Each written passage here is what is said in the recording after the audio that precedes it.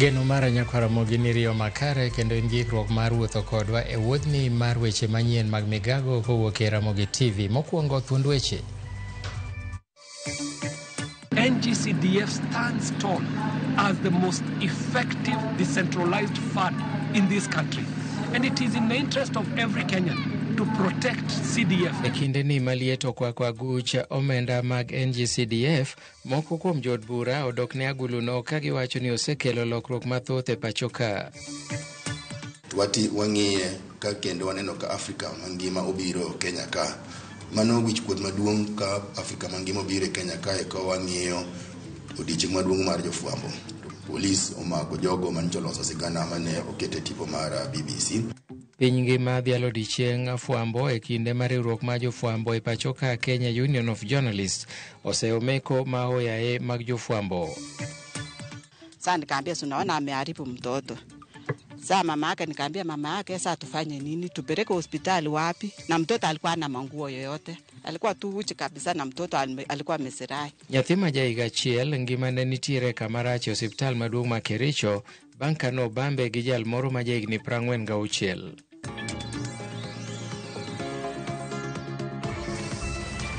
Nyakwaramogi gi thuolo mar oro ote machok e laini maro mar ote machok ma en 2-3-6-00 machiegni nyinga Milton Ochieng' Awuor. Jolos sinema ng'wen kamoriwo Nicholas Wambugu, Brian Adagala, Mark Rubio kaachiel kod Christopher Wamae mane omaki odiochieng' manyoro gi keth mar go chapa kaachiel kod kete mbui tipo mag miriambo owe thuolo gobila. Wambugu kaachiel gi Adagala mane odinne e tesend obila ma Pangani ema nokwongo we thuolo bang' okil margi Ian Mutiso ochopo e tesend obila no. Kirubiugu kod Wamae mane odinne e tesend obila ma Muthaiga bende bang'e nodogo we thuolo gi Rambun manono. Okil margi wacho ni jofwambo ang'wen go eko dibed ni ne omaki tok sinema manochiw kod od fwambo mar BBC kaluwore gi kaka ng'anyo masundo piny owacho notimore e pacho ka. Jofwambo ang'wen go they were, for lack of a better word, they had been taken and rather they had not been given, rather memorialized, and they had been detained for the past 24 hours. 2 of them were actually detained at Pangani police station, and the other 2 were brought to Muthaiga police station.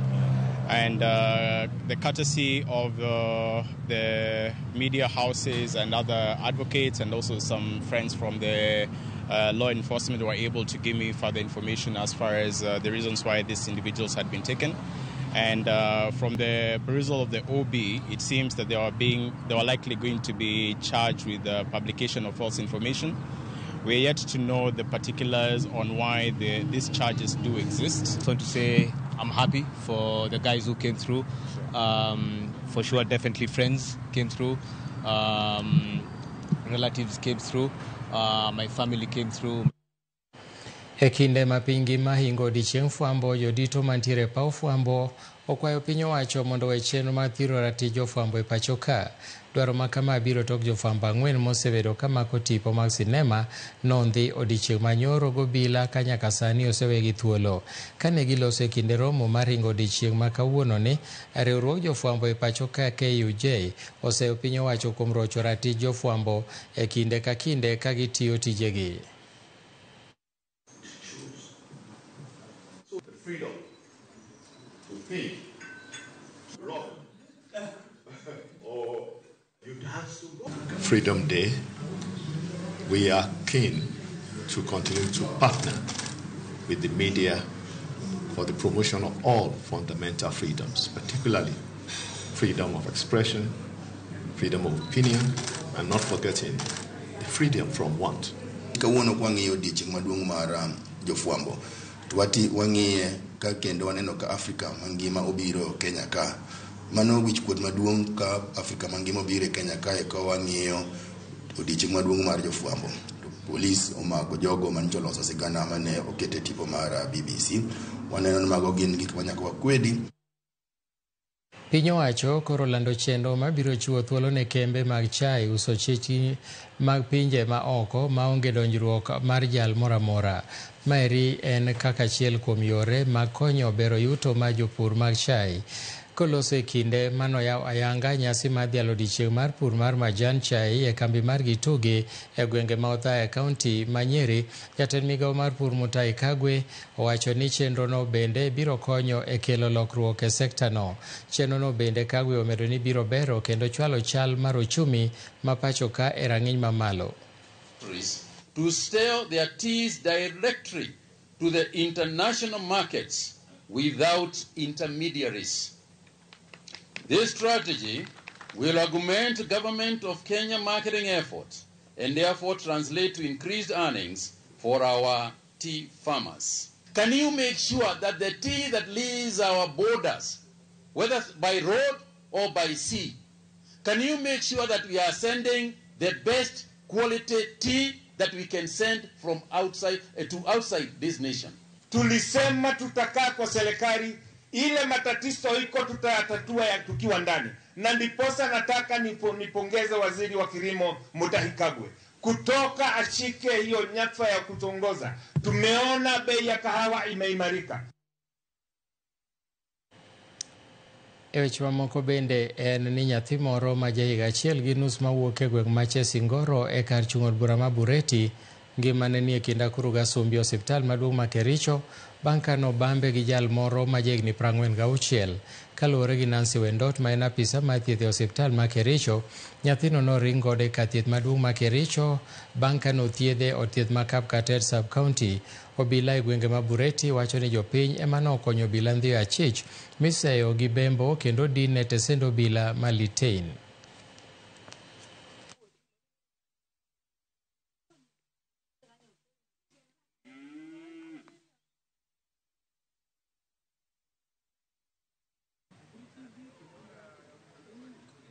Ya baba yangu.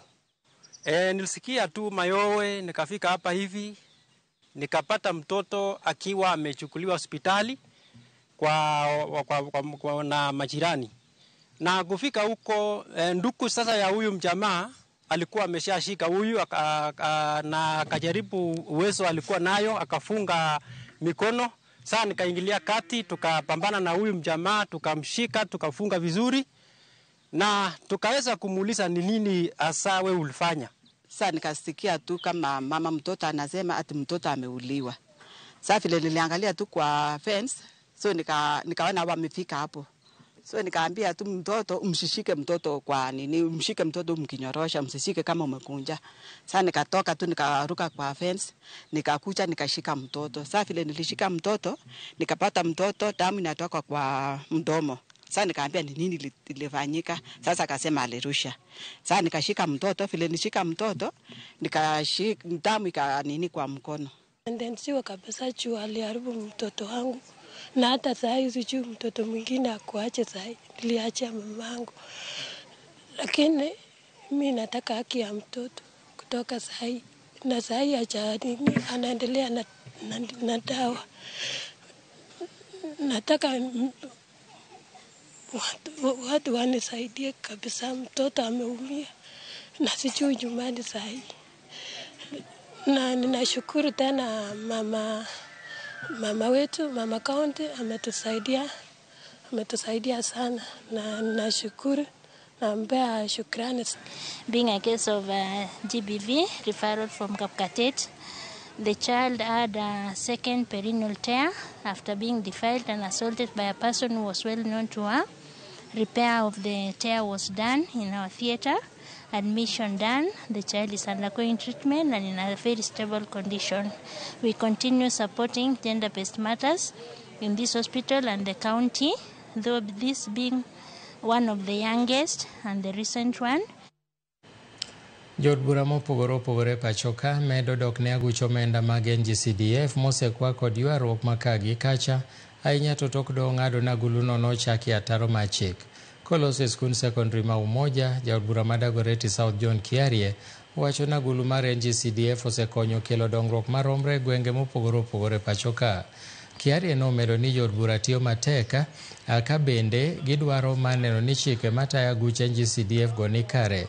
Ma timore tok duol mar Katiba Institute chwalo ng'ure nyim doho mondo mi ochung chenro mar kawo pach jopiny e wi agulu makamano. I would want it to be anchored in a constitution because it has been used as an item for campaigns. Now we know that the campaigns are coming in 2027, and there are some people who have no other idea. They have no other program, no even a vision for helping this country. But what they want is to destroy something that has been working.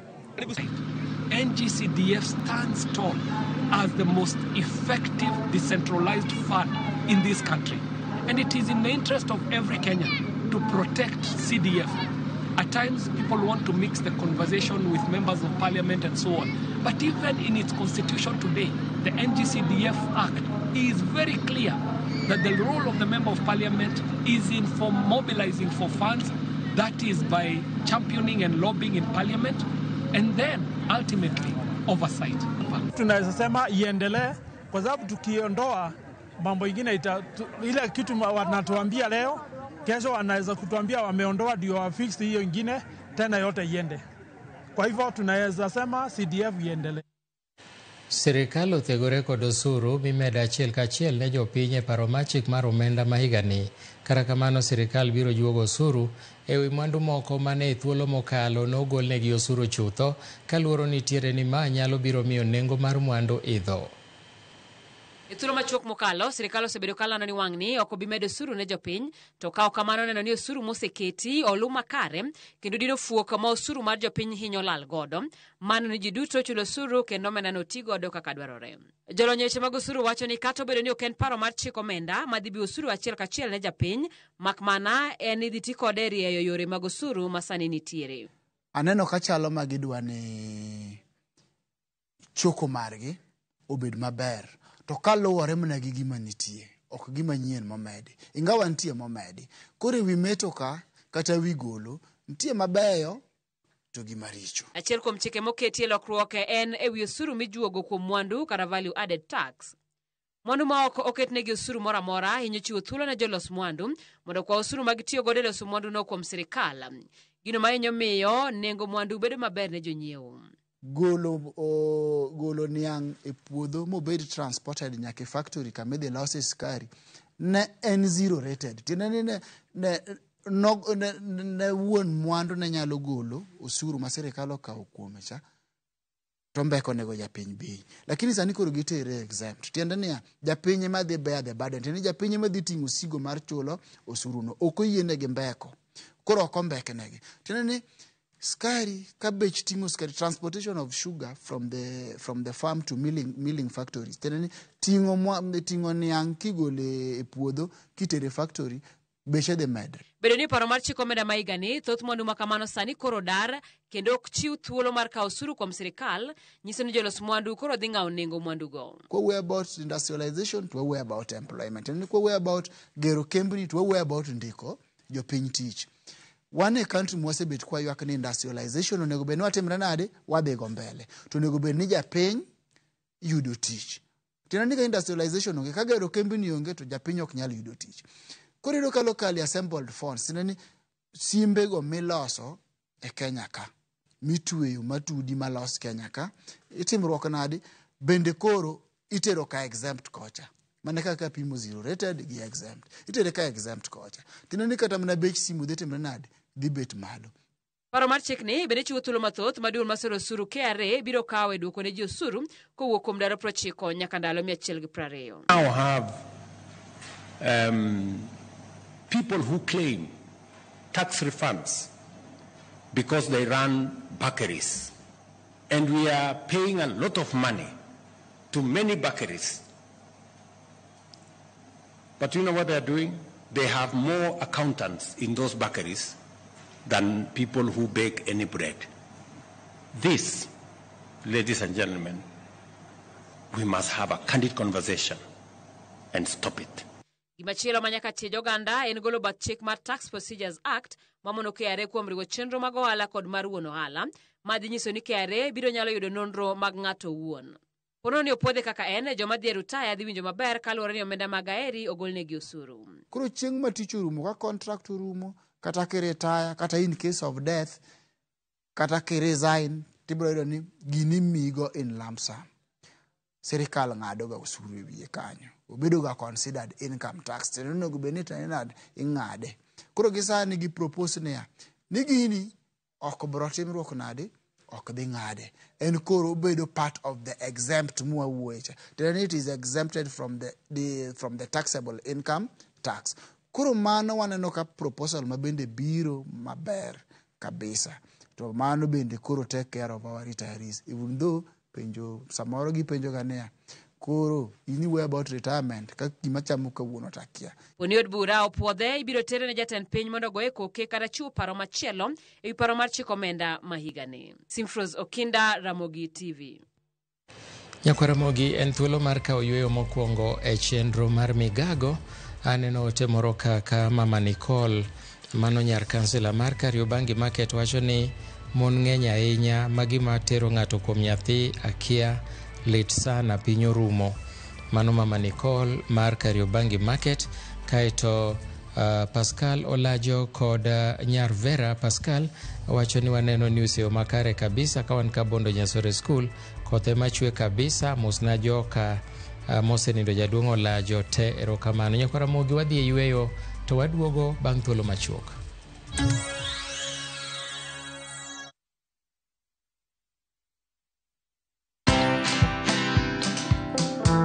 We're not any smarter than other people to be in the offices that we hold. So I think this accolades, this recognitions, these titles get us in rooms. Yes. What do we use that opportunity for? My best money decision is I invest every month. And I like to tell young people, it's not the fun that ends. Trust me, the fun does not end. It's even there for me at this age, and I'm sure in another 20 years, life will still be fun. It's the money. Watch this story and more. Download the Citizen Digital app or visit www.citizendigital.com and find the Citizen Originals portal. Kenya's #1 app, Citizen Digital.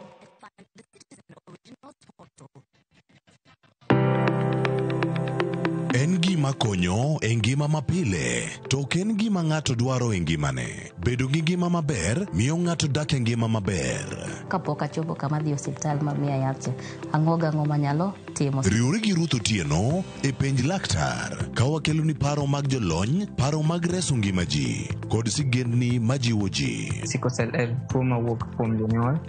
Koro ka ji pok okendre, ji onego gidhi e pim mondo ging'e ka gin gi gene mar sickle cell. Kochakore gi lony manyien mag thieth nyaka e yore mag thieth makonyo.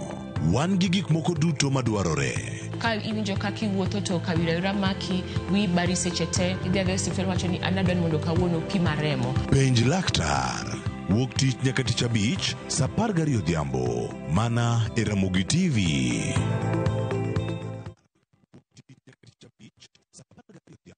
Join us for an unforgettable journey to the world's largest trade fair, the Canton Fair in Guangzhou, China, from 15th to 27th April. Explore thousands of products, meet global suppliers, and experience China's rich culture. Enjoy guided tours, shopping, and local experiences, all while discovering new business opportunities. Enjoy this and more in 9 nights and 10 days, starting from $2,450 per person sharing. Visit viewtravel.com or call and WhatsApp 0703-254-254. View Travel. Dream, explore, discover.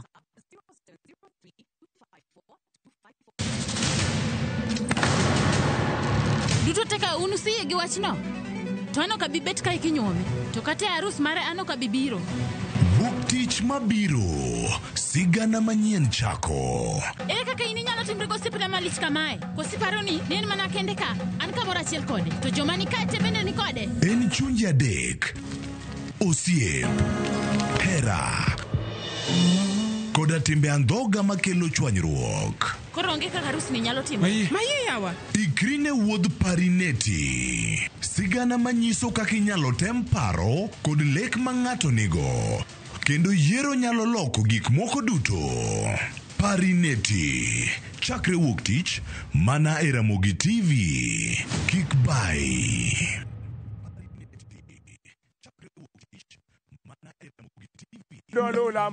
Bed kodwa e wuodhni ka wanono kit timbe mag anyuolawa. oyundi no ne ni en winyo mayot. Sama no dhi chiemo, ng'ama ok ohero tich matek. Koro nyako ringi kodhi chiemo. Ema nomiyo chake kamano. Gin kido mamiyo wabedo kaka joluo, sigendni mopogore opogore mag dhoudi mag luo. Chiro ma kiti pando chira. Gini dwa chako ndeti mos. Okelo ni ahonda. Dil majony. Luweche mag luo mopogore opogore. Moro ka moro kuomgi nigi ranyisi mopogore opogore. Wuon magolo ng'ani ka wuongi, watere wadhi gone dala. Koro atelo gi le, to gi gweno. 111 Lu chenro ni ngeso ka ngeso saa 1:45 otieno e Ramogi TV.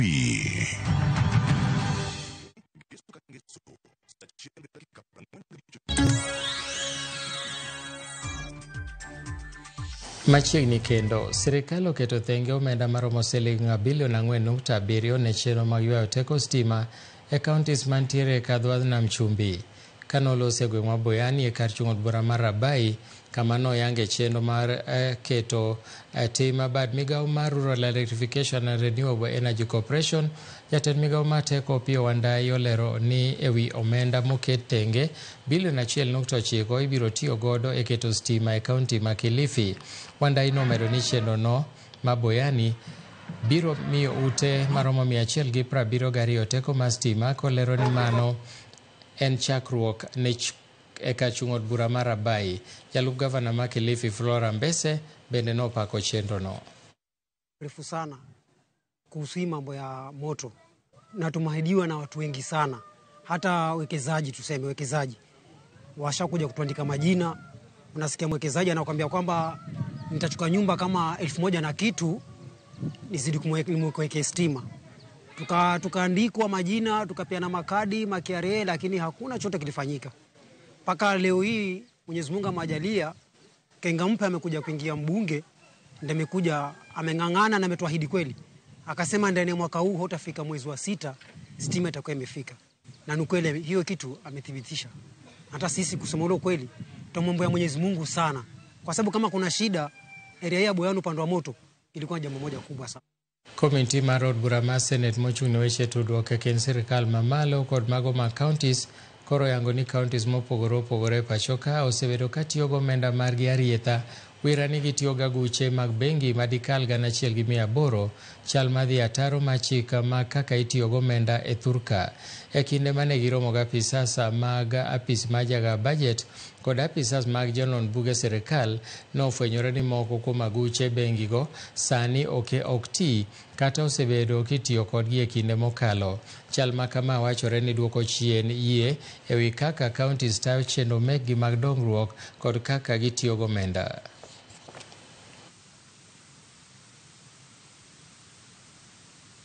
And a threat from who? From the executive and from the parliament. The counties have not been giving me correct information.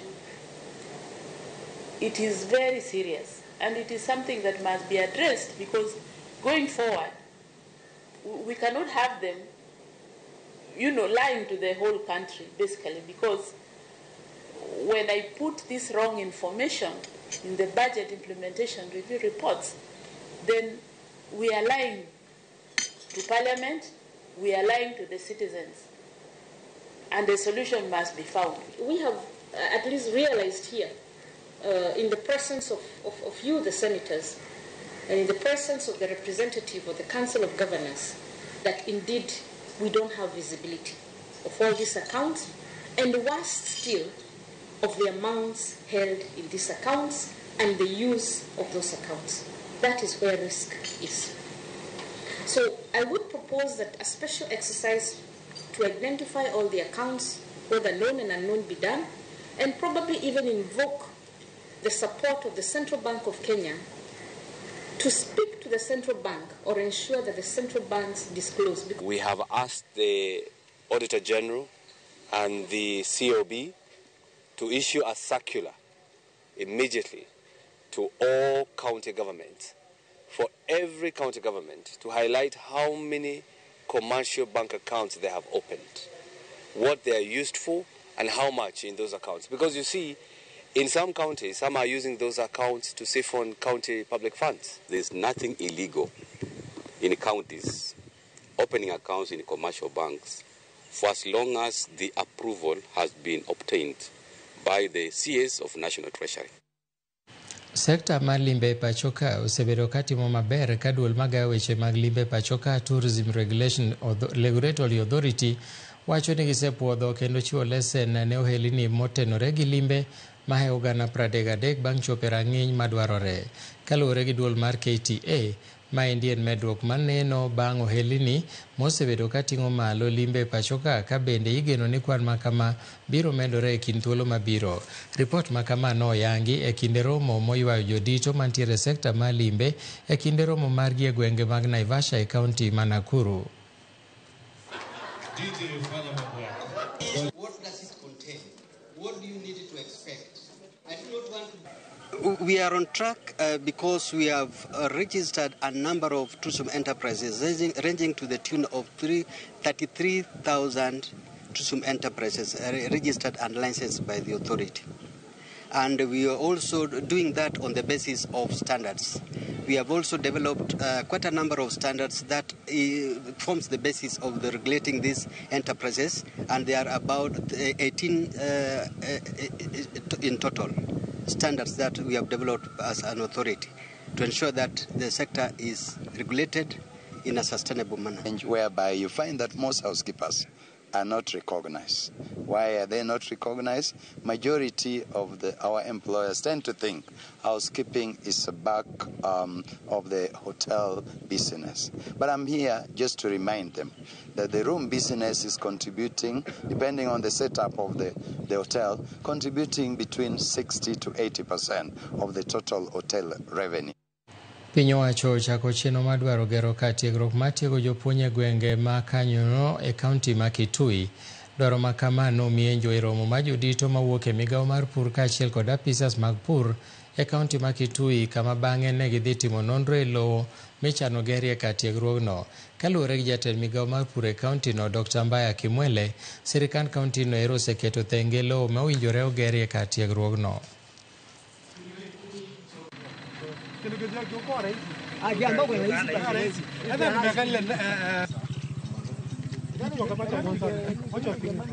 Nataka kusema kwamba ninashukuru kwa serikali kuu ya Kenya kiongozwa na Rais Ruto kwa kuona ni vizuri wakuwe na mradi kama huu, na pia nataka kushukuru gavana wetu Malombe kwa kukubali hii mradi ya feedlot iwekwe kwa sehemu yangu ya Yata kwa Fonza ambapo ni hapa Kanyonyo.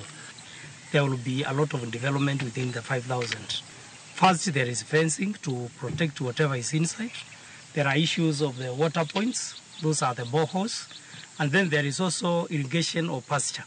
So we will not be relying on just pasture from wherever within the 5,000 acres. And this is a government project, national government project. So with the feedlot, we are going to get Kitui livestock keeping sustainable.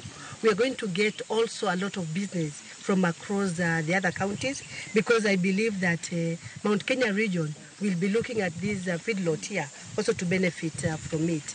And I believe that B2, we are going to work with them. Jagoro mongirore migawo mar arita Dr. Raymond Omolo onyiso luore wi ohala mar yedhe mamero ji kod tiyo asasa gi yedhegi e apaya ma Nairobi kochomo Mombasa, kolero ni en gima koro hinyo ngima rowere e kaunti ma Machakos. Kaluwore gi Dr. Omolo, uso mar yedhego e apaya maduong'no osehinyo ngima rowere mathoth ka nitiere jomoko matiyo kod kwan mathoth mar rowere e timo ohand yedhe mamero ji ataro mar chik.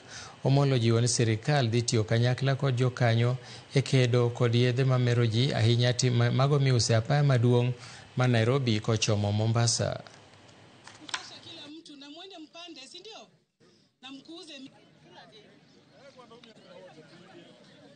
We have the challenge of drug and substance abuse. We have the main highway here. A lot of drug trafficking is going on.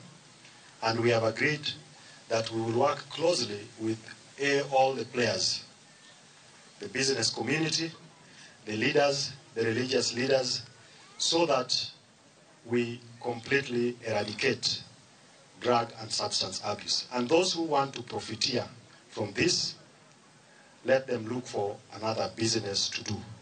We want people to make money, but it has to be legitimate money. Otherwise, we are going to lose this generation of young Kenyans, and it will not be acceptable that we sat back and lost a generation because of a few individuals who want to take advantage, whether it's because we're grappling with the youth bulge as well as unemployment. Erokamano ahinya Kwaramogi kuom thuolo mane miyowa kane wakelo ni weche manyien mag migago. En thuolo mwago ni oriti, mak mana ni koromo saa 8 wabro kelo ni cheno mar paw tuke, kama kawuono wan gi kweth taekwondo mong'ere kaka Survivors Taekwondo manche nobedo joloch ma Chairman's Cup yo Mombasa kocha, kaachiel gi weche mamoko mag adhula ma pacho ka to gi pinje ma oko. Nyinga Milton Ochieng Awuor, watudre kendo saa 8 e paw tuke.